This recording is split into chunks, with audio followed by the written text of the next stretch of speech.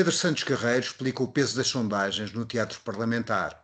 Bernardino Soares coloca os interesses privados em sentido e fala das razões que estão para além dos casos e casinhos. Pacheco Pereira elogia o rearmamento da União Europeia e a linguagem da força. São os comentadores com Paula Cardoso, Pedro Tadeu e Nuno Ramos de Almeida. E ainda teremos tempo para discutir um texto sobre a guerra de Maurício Lazarato. Os comentadores. Eles analisam, eles debatem, eles opinam, eles influenciam, eles discutem, eles ensinam, eles divertem, eles manipulam. Eles viciam a República.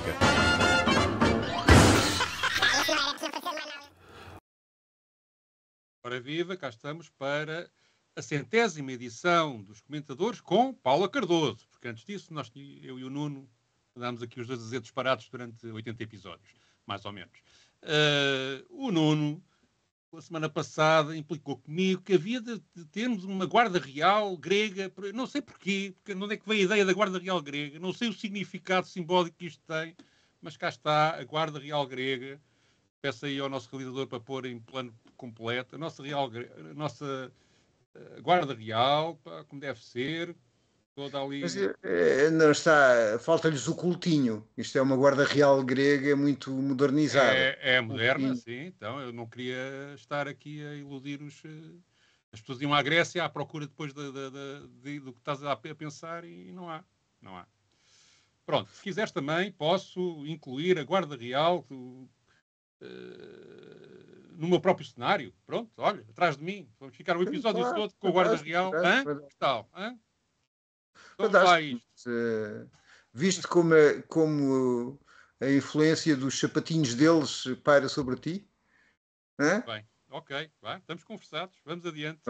Ora, vamos lá então falar dos assuntos que dominam a atualidade. Mais uma vez estamos muito focados na crise política, na convocação de eleições, nos problemas de Luís Montenegro, do PSD, do PS. Sobre isso, Pedro Santos Guerreiro aproveitou para falar da questão das sondagens. Eu creio que ontem o dia foi um dia muito estranho, e não apenas pelo inusitado e pelo surpreendente do que aconteceu no Parlamento, mas parece-me que a coisa foi menos ensaiada do que alguns comentadores entendem. Eu não estou por isso em causa, não tenho a certeza de que isto seja verdade, mas acho que as coisas se descontrolaram um bocadinho ali a meio do debate. Do lado do Governo? Do lado do Governo, e admito que tenha sido uma sondagem que, entretanto, foi divulgada e que pôs em causa a relação do Primeiro-Ministro com o país, admito. O que creio é que houve, desde o início, que estava claro que havia um jogo de quem era a responsabilidade, isso sim. Há sempre esse jogo tático e político, sim, porque o Primeiro-Ministro começa por dizer nós estamos disponíveis para suspender esta sessão, portanto, isso estava previsto desde o início. Agora, o Primeiro-Ministro perdeu claramente o ânimo a meio. Isso era visível no debate, não é habitual nele. As últimas 2 horas ele nem sequer falou e eu acho que ele não é assim tão bom ator para que isso tenha sido preparado. Portanto, acho que houve ali acho que aconteceu alguma coisa estranha com o Primeiro-Ministro. E acho que o desfecho foi que o Primeiro-Ministro saiu mais frágil do que quando entrou. Admito que eu dispensei o contrário. Eu creio que o resultado foi esse e foi um Primeiro-Ministro muito fragilizado. E isso deu força ao PS.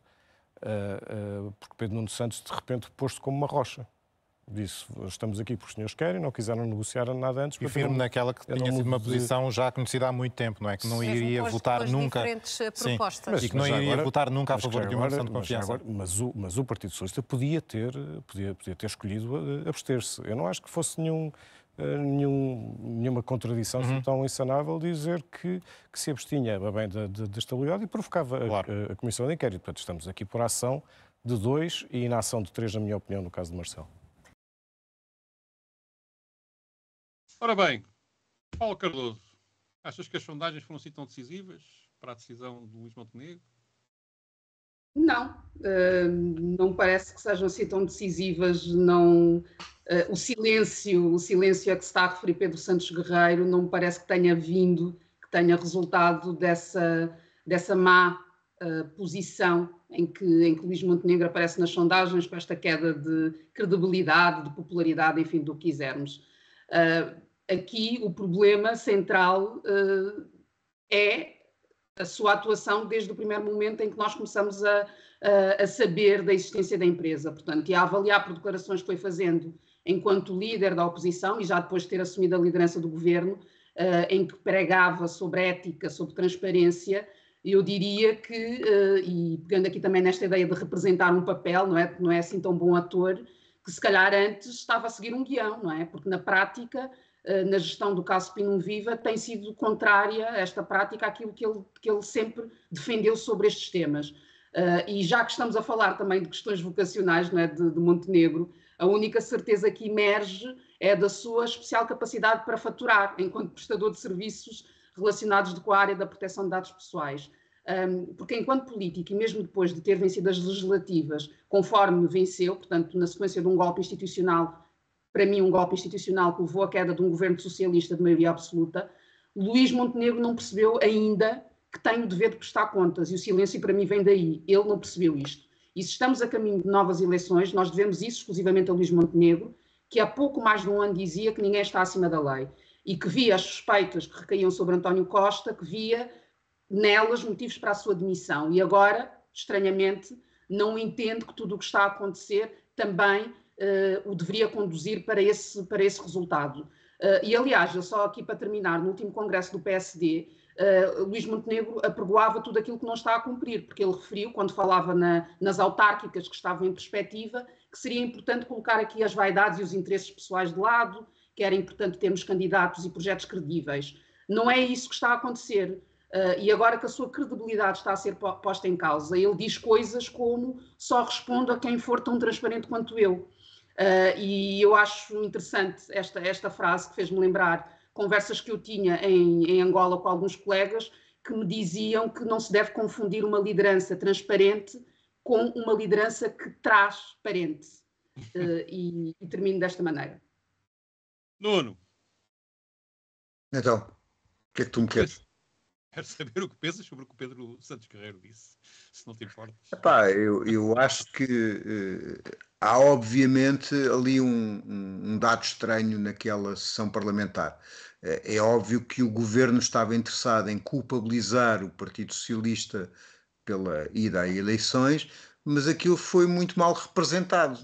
Aquilo deu um ar de fraqueza e de evidente desânimo. Andaram ali a comerciar 15 dias para a comissão de inquérito, depois chegaram aos 60 dias, quer dizer, aquilo não se percebeu aquela parte. E de facto aquilo que pode estar por trás disso, em grande parte, para além da tentativa de culpabilizar a oposição pela queda do governo, é dois factos, que é as sondagens começarem a acusar uma perda de popularidade do primeiro-ministro por aquilo que está a acontecer e, simultaneamente, a consciência de quanto mais tempo dura o processo até às eleições, mais possibilidades é que apareçam mais coisas que possam sair. Embora essas coisas tenham um efeito contraditório, quer dizer, vamos ver, havia uma frase do Donald Trump que dizia que ele podia matar uma pessoa na Quinta Avenida e não perdia um único voto. Quer dizer, nós temos uma sociedade polarizada em que alguma parte dos apoiantes do governo dirá que há uma perseguição ao primeiro-ministro, coitadinho, tem uma empresa, quer dar um futuro aos filhos, e outra parte verá naquilo uma falha ética bastante grave. Agora, aquilo que me parece importante é perceber o que é que estas eleições podem conduzir, e daí as sondagens. E estas eleições arriscam-se a conduzir um cenário que temos atualmente. E, portanto, há aqui há um problema, que é o crescimento da extrema-direita e da direita no Parlamento, que torna mais difícil soluções alternativas a este tipo de governação à direita. E este é um problema que nos vamos bater na campanha eleitoral e que terá muito que ver também se ficamos apenas pelos casinhos ou se vamos às questões de fundo, às questões do Serviço Nacional de Saúde, às questões da habitação e da ausência dela, etc. E eu acho que isso é importante, mas não tenho grandes esperanças que nestas eleições isso se reflita. Por acaso penso que a questão da tentativa no Parlamento de entalar o PS, ou nós tiramos a moção de confiança e vocês tiram ou reduzem ao mínimo a comissão de inquérito, ultrapassa a questão das sondagens. Acho mesmo que foi uma estratégia pensada já alguns dias antes dessas sondagens terem saído, convencidos de que quanto mais rápido isto se fosse e mais clarificador fosse a solução política encontrada, nomeadamente através de eleições, mais hipótese Luís Montenegro tinha de sair bem.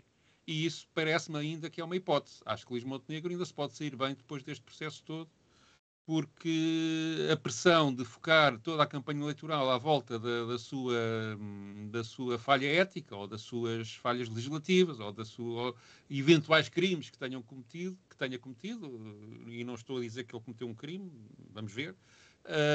Há uma ilegalidade, pelo menos, que tenho a certeza que cometeu, que foi não declarou os clientes na entidade de transparência, e isso, não sendo um crime, é uma ilegalidade, não cumpriu a letra da lei. E ainda não retificou, tanto quanto os noticiários têm dado, mas independentemente disso, a verdade é que pode se transformar numa vítima política dos algozes, entre aspas, da oposição, e isso criar numa parte do eleitorado um juízo diferente e acabar por... Vamos aqui estar a discutir, provavelmente, como não estava a dizer, um Parlamento muito dividido, enfim, a não ser que haja uma reviravolta nestes próximos 2 meses, e aqui ganhar com meia dúzia de votos pode ser decisivo para decidir quem é o próximo primeiro-ministro, não é? E, portanto, daí eu dizer que Luís Montenegro, mesmo perdendo alguma coisa, se calhar ainda se pode sair bem, até porque depois há possibilidades de haver uma maioria de direita e, apesar das relações com o Chega hoje em dia não serem as melhores, um novo Parlamento é uma nova vida para esta gente e, portanto, tudo será feito com outro olhar. E, portanto, tenho também esses receios do que o Nuno está a dizer e acho que era muito importante o espaço político à esquerda conseguir impor nas agendas mediáticas 3, 4 grandes assuntos que realmente interessam e têm a ver com a vida concreta dos portugueses, para conseguir de alguma forma virar isto e abrir outras perspectivas, nomeadamente a perspectiva de no Parlamento se virem a fazer outro tipo de compromissos políticos que permitam outro estilo de governação. Mas, já agora, aproveitando aquilo que o Nuno diz, que era preciso ir a ver outras questões de uma forma mais funda, Bernardo falando sobre interesses privados que estão por trás de tantas crises que nós temos tido. Este governo tem agido como um gestor de negócios dos grupos económicos privados. É um gestor de negócios. Ainda agora, nos últimos 2 Conselhos de Ministros, à pressa, nomeou mais 20 pessoas, muitas delas do PSD, que não me parece que seja agora a altura para fazer estas nomeações à pressa. Decidiu entregar PPPs da saúde ao setor privado da saúde, mais financiamento para as escolas privadas e até uma coisa que o José Luís conhece bem, até decidiu assumir uma obrigação que antes era da ANA, que é pagar a insonorização das casas mais próximas do aeroporto. Nunca foi. E, portanto, este comportamento é censurável. Deixa o José Luís Arnaud já agora aproveitar para responder a este ponto. Eu não quero discutir a ANA com o José Luís Arnaud. Isso era outro debate, de favorecimento e de subjugação do interesse público ao interesse de uma empresa privada. E este governo tem feito isso nesta matéria. Nuno, então, o José Luís Arnaud estava um bocado embaraçado. Não, eu acho que é preciso uma certa lata que ele apareça em televisões como representante do PSD, porque ele estava ali em categoria de PSD, estava lá escrito no oráculo. Quer dizer, obviamente ele é anterior governante do PSD, é militante do PSD, ninguém lhe tira o direito à opção política. Mas o administrador de uma grande empresa que tem um contencioso com o Estado, não com o Governo, porque o Governo está muito bem com a empresa, mas o Tribunal de Contas considera que a entrega da ANA à Vinci foi um péssimo negócio para os cofres do Estado. Os números demonstram que há milhares de milhões de euros que esta concessão fatura, muitas, aliás, não é milhares, é centenas de milhares de milhões de euros para uma concessão que teve um preço bastante diminuído para aquilo que dá ao privado. O novo aeroporto significa mais não sei quantas possibilidades de negócio.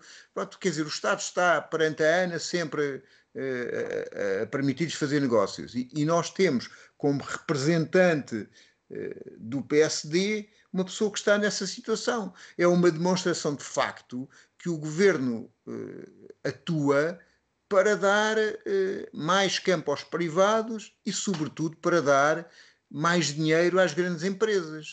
Isso vê-se em tudo, até na diminuição do IRC, em que o número muito diminuto de empresas, grandes empresas, ganha com esta diminuição de uma forma muito significativa. A presença de José Luís Arnaud neste debate como representante do PSD é de facto simbólica para o problema que o próprio Bernardino Soares estava a levantar, que é de facto a infiltração na classe política e depois aos níveis da governação. E quando o Bernardino Soares fala daquelas nomeações todas que à última da hora o PSD começou a fazer já antes que, como governo de gestão, não pudesse fazê-las, de um veneno, mais do que a corrupção, é de um veneno que está a atingir o Estado, que é de facto a sua utilização por interesses privados para negócios. E isto formalmente até nem será corrupção, porque depois todas as pessoas têm um excelente currículo, todas as pessoas têm as licenciaturas que precisam, todas as pessoas têm um passado que justifica, se calhar nem todas, mas enfim, vamos já admitir que todas têm. Mas a verdade é que elas vão para o Estado e para o Governo trabalhar, mas têm atrás de si todo um peso de relações que, mesmo que sejam bem intencionadas, mesmo que sejam muito honestas, mesmo que sejam completamente isentas de tráficos de influências, etc., têm um pensamento formatado para favorecer o lado empresarial de onde vieram, a própria vida que levaram, porque é a forma como entendem o mundo e, portanto, a falta de representação que isto implica de outros interesses que contrariem estes dentro de toda a máquina do Estado faz com que depois as decisões sejam completamente enviesadas e acabem sempre por favorecer os mesmos. E, portanto, há aqui uma necessidade, de alguma forma, de inverter isto. E depois há, de facto, casos de evidente desonestidade de atuação e pessoas que são capazes de pôr um chapéu, agora sou presidente desta empresa, agora sou membro de comissão parlamentar, agora sou deputado, agora sou ministro, agora sou... É extraordinário essa capacidade de um minuto para o outro se mudar de farda sem qualquer período de adaptação. Portanto, é tudo de facto espetacular e isso é grave para a nossa democracia. Paula. São pessoas multitalentosas, com muitas competências, e por isso é que se vão revezando. E eu acho interessante em relação a todas estas discussões que temos vindo a fazer sobre estas eleições antecipadas, sobre todos estes casos e casinhos, que é a da estabilidade. Portanto, eu trazia aqui a questão da estabilidade porque fala-se muito sobre como não se está a permitir com este ambiente que o país tenha estabilidade, que o governo faça o seu trabalho, enfim. E eu gostava de perceber quem é que acredita no discurso da estabilidade diante deste contexto de profunda precariedade em que vivemos. Ouve-se falar na necessidade dos políticos terem o seu tempo para governar, mas e depois olhamos em volta e vemos que as pessoas não têm as mínimas condições para viver. E perante todas estas situações, todos esses casos que têm vindo a público, como acreditar, como continuar a acreditar? Este é para mim o grande desafio. Como é que nós vamos continuar a acreditar nesta classe política em que, como tu estavas a trazer há pouco, Pedro, há estas transferências constantes, sempre as mesmas pessoas, em cargos, enfim, de poder e influência, como se estivessem ali a distribuir, e estão, não é? Uma série de cartas para continuarem a liderar. E há este distanciamento que, enfim, eu também temo que se acentue, mas acredito muito no poder de mobilização também, entre os cidadãos e a prática política. Portanto, em quem é que eu vou votar são todos a mesma coisa. Portanto, é esta a imagem que passa. Portanto, esta fronteira entre política e negócios parece que não existe e o próprio primeiro-ministro, enfim, acha adequado, não é? Assumir a liderança de um governo e manter a sua vida empresarial. Quando até o líder do executivo passa esta mensagem, como é que nós vamos acreditar, enquanto cidadãos, que o governo e que ele próprio está lá em defesa do interesse coletivo e não em defesa de interesses privados? Portanto, eu não acredito, mas também não acredito, felizmente, que sejam todos assim. Portanto, acho que é mesmo importante que foquemos naquelas que são as questões que importa discutir, para que as pessoas consigam fazer escolhas em função daquelas que são as propostas para o país e não de acordo com estas capacidades de influenciar mais ou menos, inclusivamente a partir de sondagens. Deixa-me só dizer uma coisa. Havia uma andota antiga, que eu estou aqui a dar-lhe uma volta, que dizia que, imaginamos, num departamento do Estado sobre terremotos e prevenção aos terremotos, concorriam um geólogo para ver os terremotos, um engenheiro para as casas, para ver a coisa, e um médico para os socorros. Quem é que ganhava o concurso? Nenhum deles, um militante do PSD. Mas isto tem que ver com esta história de, nas administrações dos hospitais, a gente verificar que há gente que é a primeira vez que entrou num hospital, tirando quando tinha a perna partida, não é? Quer dizer, há gente que vai para administrações dos hospitais apenas porque é do partido A, Pois, B já ou C. Nem o currículo interessa, é incrível. Sim, é isso, é a militância. Isso tem que ver com uma coisa que a Paula está a dizer, que eu acho que tem que ver, que é quando há uma classe política, ou política supostamente é exercida por uma classe de pessoas, essas pessoas podem ser capturadas por interesses privados. Quer dizer, a política só não é capturada se não houver uma classe de políticos e se for de facto uma gestão feita democraticamente por todos, não é?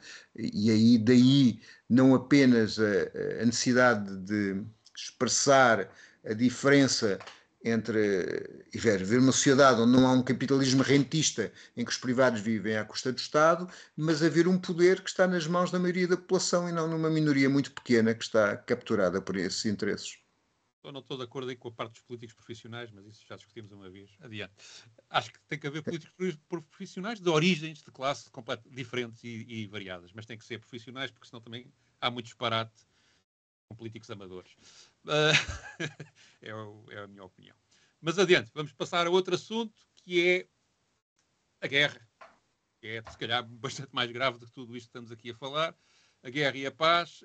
Pacheco Pereira voltou a tomar posições muito inflamadas sobre a necessidade de rearmamento da União Europeia e a necessidade de falar grosso à Rússia. Vamos ouvir. Está a levar Donald Trump a sério? Donald Trump, a única coisa que quer, eu sei que isto parece exagerado, mas eu tenho convicção, a única coisa que quer é garantir um cessar-fogo e a rendição da Ucrânia para poder fazer um tweet no X ou na Truth Social, ou seja o que for, a dizer ser candidato ao Nobel é ridículo. Jesus. Mas aquilo é tudo muito ridículo, mas perigoso. Para dizer, única e exclusivamente, eu acabei com a guerra na Europa. E depois está-se absolutamente, para utilizar uma expressão plebeia, marimbando com tudo que acontece. Ele só quer isto. E só quer isto e não quer absolutamente mais nada. É por isso que eu acho que a teorização que muitas vezes se faz sobre os seus motivos, a coisa que ele faz, é, do meu ponto de vista, uma treta completa. Ele é um narcisista patológico, com muita força e com muito poder, portanto é particularmente perigoso. O que ele quer é poder dizer, eu acabei com a guerra, não quero saber se isso significa a paz, entre aspas, é a rendição da Ucrânia, que é o que ele precisa para apaziguar os russos e para terminar a criar um mecanismo de cessar-fogo. O que vem a seguir, e portanto a Europa tem que ser dura e firme, porque estes homens não percebem a linguagem que não se vê com as tarifas. Extraordinário para chegar. Foi a Europa... Não, agora está a ser. Agora está a ser. O comportamento da Polónia, a ideia francesa. O Macron, por exemplo, do ponto de vista internacional, tem-se revelado um grande estadista. E os alemães também já perceberam muita coisa e, portanto, têm que arranjar um mecanismo institucional fora da União Europeia e fora da NATO, porque a NATO não sai para estes casos, e mostrar aos russos que não podem brincar com a Europa, mas provavelmente isto será feito sob as cinzas da Ucrânia. Agora sim. Ora, este debate, por acaso, foi o último em que participou o Miguel Macedo, que, entretanto, faleceu repentinamente e é triste. Por acaso, era um político que, apesar de ser do PSD, se portou sempre corretamente e até foi vítima de uma sevícia do Ministério Público e mostrou de forma honrada como se pode salvar a sua própria reputação sem fazer grande chinfrim na comunicação social. Nuno, então, em relação a esta questão da guerra e de Trump, também vês isso? Trump só quer um tweet? Eu acho que isto é sintomático de uma ideia de história e de política que parece um nariz de Cleópatra, não é? Quer dizer, o Pacheco Pereira, com todos os seus créditos firmados, com todo o seu trabalho feito no domínio da história, acha mesmo que uma determinada liderança aparece por um acaso. O nariz de Cleópatra era que Cleópatra não tivesse aquele nariz tão bonito, o César não se tinha apaixonado por ela, o António não se tinha apaixonado por ela, portanto a história não tinha decorrido como decorreu.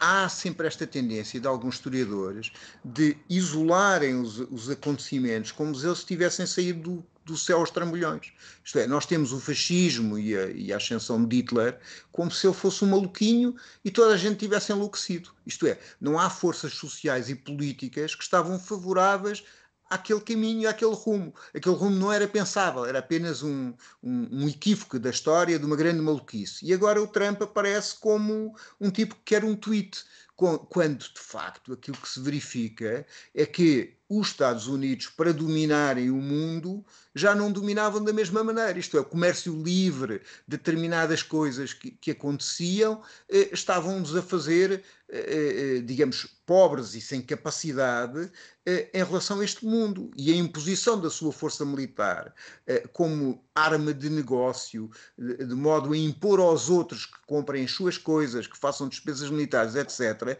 é do domínio do político. E o que o Pacheco Pereira faz é retirar isto tudo das coisas e não nos consegue explicar porque é que uma maioria dos norte-americanos votaram no Trump. Isto é, como é que é possível, apenas porque ele quer fazer tweets, que essas pessoas votem? Há aqui uma parte que não tem explicação.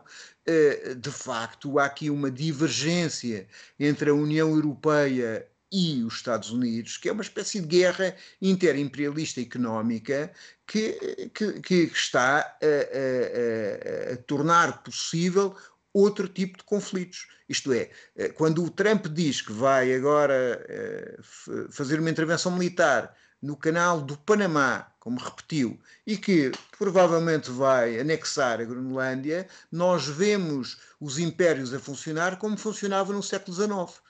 Mas na realidade isso tem uma explicação de perda de poder a nível mundial dos Estados Unidos e da tentativa da sua elite pôr na balança a sua força militar para forçar soluções económicas que lhe são mais favoráveis.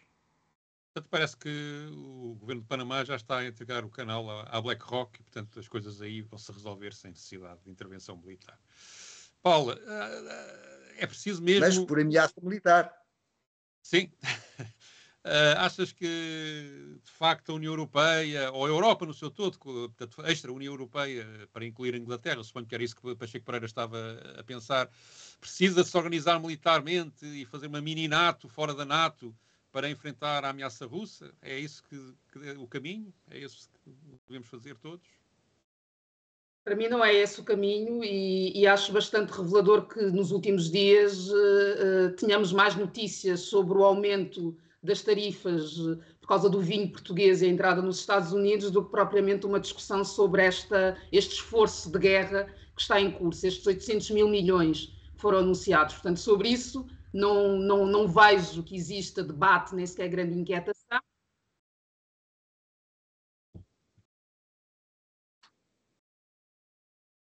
Mais um livro. E aqui esta ideia também de que da Europa firme, não é? Esta ideia que é aqui trazida da firmeza e da dureza e que isto é necessário finalmente e tudo mais.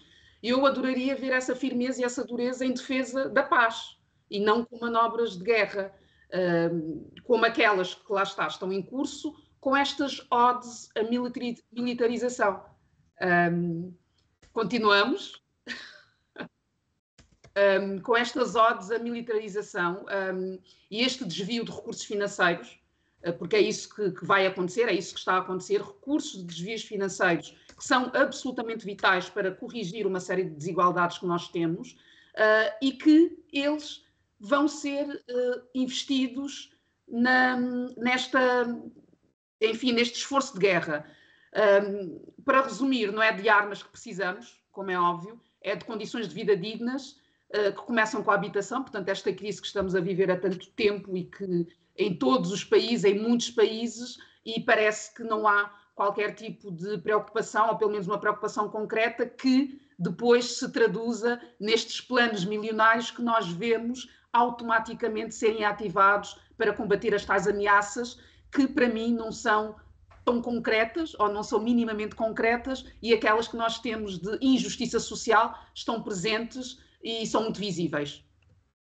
Sim, e queria acrescentar a isto também ainda uma outra ideia, que é, eu penso que a estratégia dos Estados Unidos, e que acho que definitivamente Trump também quer o Twitter, que o Pacheco Pereira está a falar, mas quer muito mais coisas do que isso, e uma das coisas é os Estados Unidos terem recursos para desviarem o seu combate comercial e militar para outras zonas do mundo, sobretudo para as zonas que estão a crescer mais economicamente, que não é exatamente a Europa. Eu penso que o ascenso económico da China e de muitos países asiáticos está a preocupar mais os norte-americanos neste momento do que propriamente a Rússia, e daí haver esta necessidade de impor, ao contrário da estratégia de Joe Biden, digamos, uma paz. Vamos ver o que é que isto vai dar também. Ainda estamos no início, não é? Mas uma paz aqui na Europa, e que os europeus tratem do assunto da Rússia e libertem os Estados Unidos dessa pressão, para poder desviar recursos, que apesar de serem a maior, ou a nação mais poderosa do mundo, e de toda a história, segundo Joe Biden, maiores que o Império Romano, a verdade é que o dinheiro não dá para tudo, e a China, o ascenso dos BRICS, o próprio Sul Global, como agora se diz, tudo isso está a preocupar provavelmente mais os norte-americanos do que a Rússia, sendo que a Rússia ainda por cima foi empurrada para se aliar a esse lado do mundo, o que só reforça em vez de diminuir a força do chamado grande ocidental ou mundo ocidental.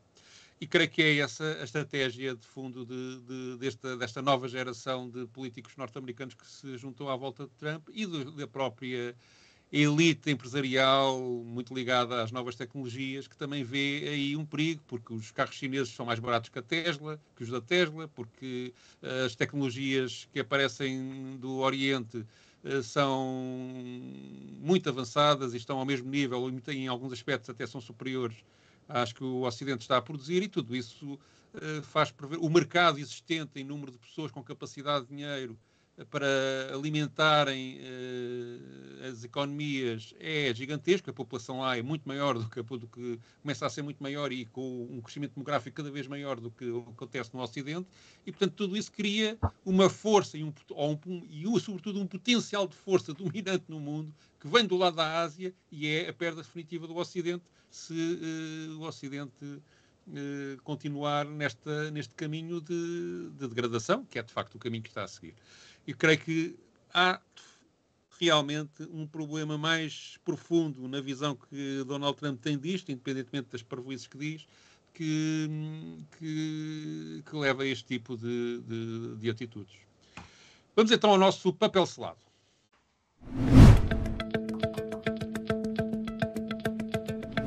Eu pedi ao Nuno que descrevesse, ele que sabe espanhol, ele gosta de escolher estas coisas. Isto é espanhol, não é? Compreender la lucha de classes. Acho que é castelhano. Castelhano, muito bem. Ora, aqui está uma frase anticolonialista, rigorosa na história.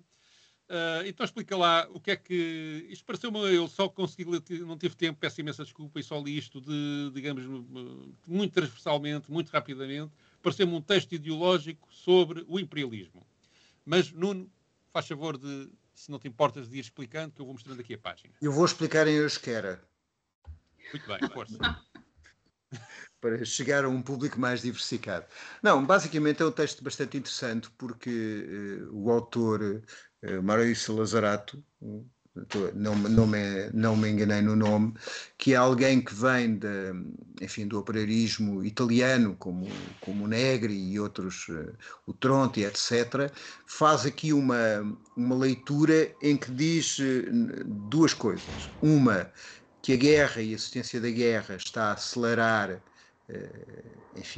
a história e está a torná-la imprevisível. Isto, a guerra é permanente, tem sido permanente do norte para o sul, contra o sul global, mas neste momento esta libertação da guerra como uma possibilidade que existe também nos países dominantes está a acelerar aquilo que é as possibilidades e aquilo que pode acontecer no mundo, com todos os perigos de destruição do planeta que também acarreta, mas que a teoria crítica de esquerda tem estado longe das categorias que a explicam. E ele, no fundo, diz que aquilo que o Deleuze, o Negri, o Rancière, até o Badiou e o Foucault fazem, que é acharem que tinham de alguma forma acabado as oposições norte-sul, centro e de periferia, que as categorias de imperialismo e as categorias de monopólio já não eram existentes, não se verifica, e que a guerra e o estado em que estamos hoje explica exatamente por essas categorias. Isto é, não há uma passagem de um estado-nação para um império, como dizia o Negri, onde já não havia soberania nacional e simultaneamente havia uma evolução que levaria a uma multidão independente que não estivesse subjugada pelo capitalismo, mas que existe de facto o imperialismo e se verifica que há decisões imperialistas como as dos Estados Unidos e que são ditadas por interesses de monopólios, e esses monopólios, embora pareçam multinacionais, muitas vezes têm imperialismos por detrás. E é isto que ele diz, dizendo que neste momento a guerra cria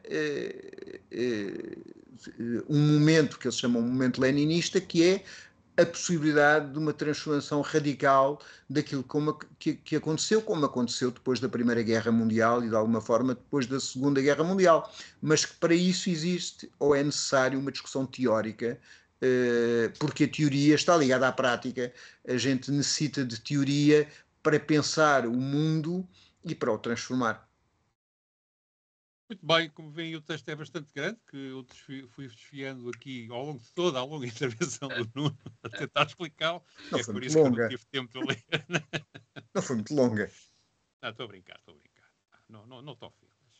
Não, Paulo, isto no fundo está... Posso sintetizar isto, pelo menos aquilo que o Nuno explicou, de uma forma. É a interpretação marxista da história, afinal, está a bater certo, apesar de tudo que foi escrito pelo meio até aos nossos dias de hoje. Pensas assim também ou nem por isso? Olha, esta ideia de sem teoria não há revolução, não é? Eu consigo perceber a fundamentação e acho que é importante, e antes de nós que estamos aqui a gravar, estava aqui a trocar umas ideias com o Nuno, porque acho que é super importante que a prática depois seja estruturada, ou seja, se nós tivermos momentos que são disruptivos, sem estrutura, eles nunca vão produzir uma mudança que seja de facto sustentável. Portanto, vamos ter ali uns abalos de sistema e pouco mais do que isso. E eu acho que é importante termos muito mais do que isso. Portanto, e daí a importância da teoria. Mas eu entendo, também pegando aqui em frases célebres, não é, que a revolução não será teorizada. Portanto, este é o meu entendimento. E gosto muito da reflexão, por exemplo, que o Franz Fanon traz em Condenados da Terra sobre esta relação entre a teoria e a prática da revolução e de como são situações muito concretas de opressão, de exclusão, que podem e que são, em muitos contextos, o motor das revoluções. E depois acho que também é importante perceber os contextos, não é? Coisas que funcionam em determinadas realidades, funcionam menos noutra, e também termino aqui com um questionamento que eu tenho muitas vezes, que é, ou uma reflexão, um entendimento, que é muitas das vezes perdemos muito tempo a pensar as coisas e já sabemos que temos de agir e que temos de ir para o terreno, fazer. Sabemos onde é que é preciso atuar e ficamos sempre paralisados, ou ficamos muitas vezes paralisados com as estratégias que temos de colocar em ação para depois termos um resultado mais robusto. E eu às vezes acho que é preciso ir, mesmo sem estratégia, e depois no caminho a estratégia se poderá revelar. A minha prática tem sido essa, ou muita da minha prática tem sido essa, por isso eu acho que teoria, sim, é importante para dar robustez a uma série de processos, mas que a ação é fundamental e que sem ela, teoria nenhuma nos vai salvar. É tão bonito quando a Paula Cardoso, é tão bonito quando a Paula Cardoso cita a 11ª tese de Feuerbach de Marx, não é? Que os filósofos têm apenas interpretado o mundo de maneiras diferentes, a questão, porém, é transformá-lo. Tão bonito quando ela da prática vai para a teoria. Não, eu vou dizer porque é que não estou de acordo com o que a Paula disse, que é por uma razão muito simples. Vê o que fez, digamos, ao longo desde Marx até agora, o outro lado. Também foram muito pragmáticos, também lutaram pelo poder militarmente, com eleições, mas o que está a sustentar o crescimento da direita é precisamente o trabalho teórico que eles fizeram durante os últimos 20, 30 anos, que ocupou universidades, ocupou think tanks, é permanente e é consistente e é sempre a encaminhar para que, hoje em dia, tínhamos políticos que achem normal terem empresas a trabalhar enquanto exercem cargos políticos, porque isso é o que qualquer cidadão faz. Portanto, a teoria levou a que este pensamento se tornasse massivo. E é isso que faz com que a vitória...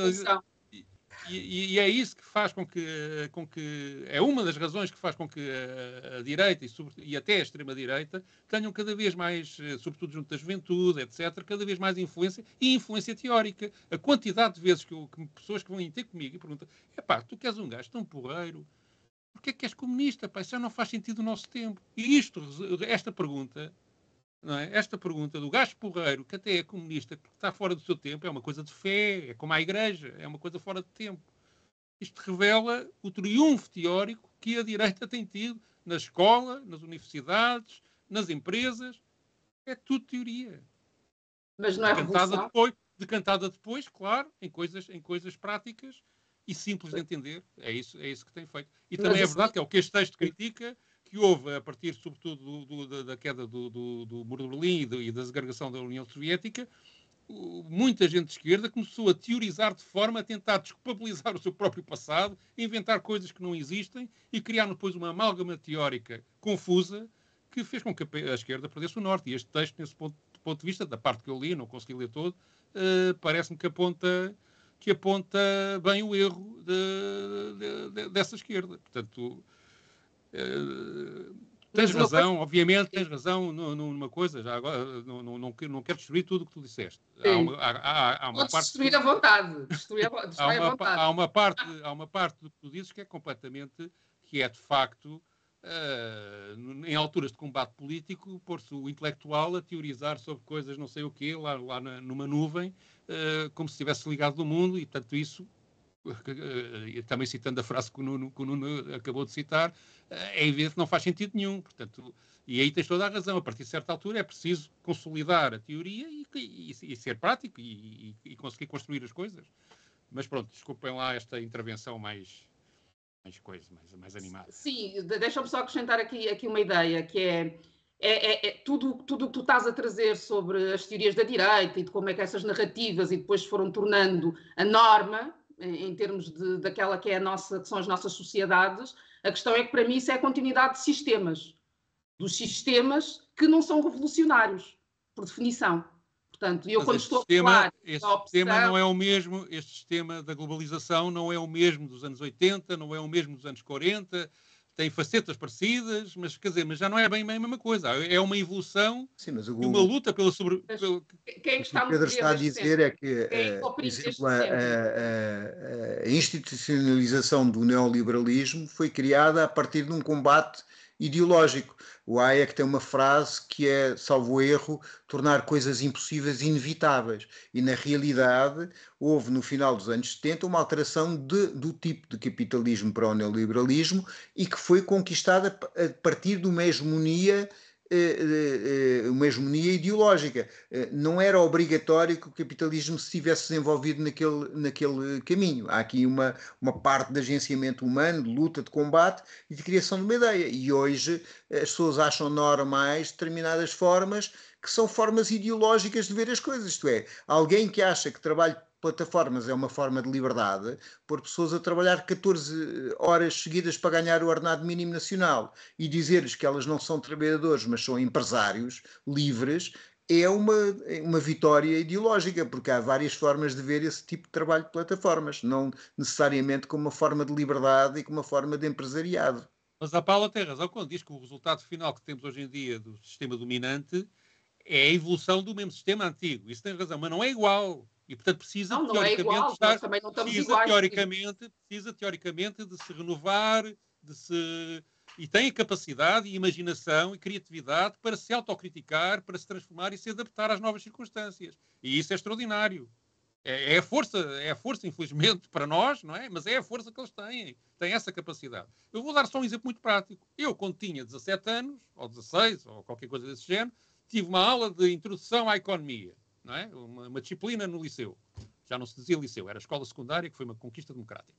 Que rigor, como o Nuno exige. Lá ensinaram o que era economia de mercado e o que era economia socialista. Ensinaram as duas. Há alguma disciplina que hoje em dia ensina o que é a economia socialista, a não ser que foi uma coisa que lá na União Soviética experimentaram e que deu um desastre? Não há. Portanto, isto é teoria e são vitórias ideológicas. Se calhar temos de discutir também o que é revolução para nós. O que é que seria uma revolução para nós? Pois, isso também é um tema, é verdade. Mas não vamos ter tempo para isso, vamos ter que sair. Para a semana voltamos. Passem bem. Os comentadores. Eles analisam, eles debatem, eles opinam, eles influenciam, eles discutem, eles ensinam, eles divertem, eles manipulam. Eles viciam a República.